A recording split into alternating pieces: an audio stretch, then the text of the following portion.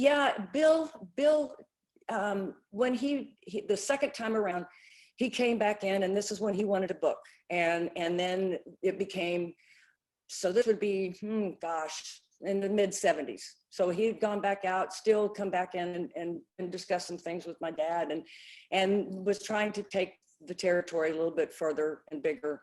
And at one time he had a great idea, and it would have worked had there not been, maybe, I think Bill wanted so much control, and that's fine. But, you know, North Carolina was on fire, and they were developing their own stars.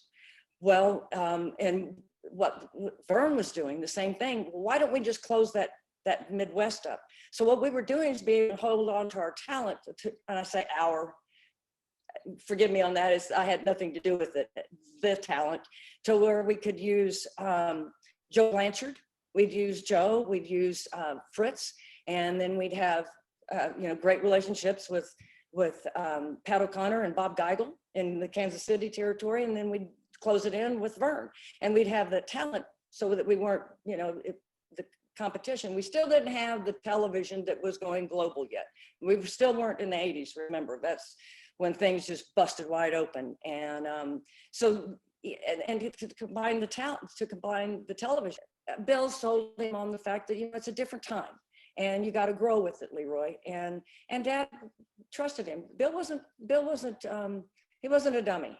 And in fact, I think so much so that the power, you get so much power, and I don't know, that was the sad thing, that I felt that, that when it all came down to the end, that it wasn't such a partnership. And my dad was crushed by it. Literally when Brian Blair was there at the time, and we got a messenger that came to the door and said, your stuff will be packed up and put in storage. You're officially over. It's done. And my dad had just changed. He had just changed it because Daddy had always held on to 51% and Bill 49.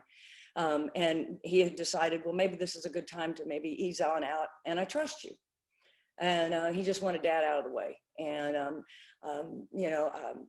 he wanted me out of the way because at that time, I was starting to figure things out. And, and I think it became a little bit of my dad's eyes, and probably shouldn't have said some of the things that I saw, but it wasn't right. And, Bill, and this is the truth, Bill Watts came to my apartment where I was living and offered me money. He said, what's it going to take to buy you out of here? He said, I just want to ship you out of state. And, you realize that it's big business. And this is before that that he had taken over on my dad. But, I didn't know then, but I do now, that, and that's why Vince knew of my story, that, God, kid, you got caught up in the middle of this. And I was like, pretty much. But, it was also the love of my dad, and things weren't going right. And you'd hear one story, and then, it was being told totally different to my dad. And because he was kept in the dark. When it became, because my dad loved going to television, he loved being around it. It was his business. And it was his life. It was his life too. I mean, it was his life, years at that time, but that was his entire life. From college on to that period of time. Yeah. When Bill and my dad split, and when it came down to we had this television, and they paid the guy, and we paid $2,200 that day, and there was no film. There was no film. We were done. We didn't have any TV. We didn't have anything. So Bill came in, swooped down, said, this is what I'll give you, and I'll buy you out. And I want the chairs, and I want all the rings. And this is what I'm going to get.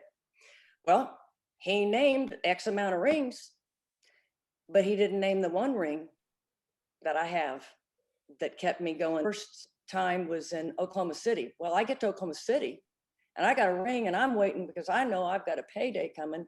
Not only that, I also know this business. These guys are flying in. They expect to have that ring ready to go, or we're not going to have a show.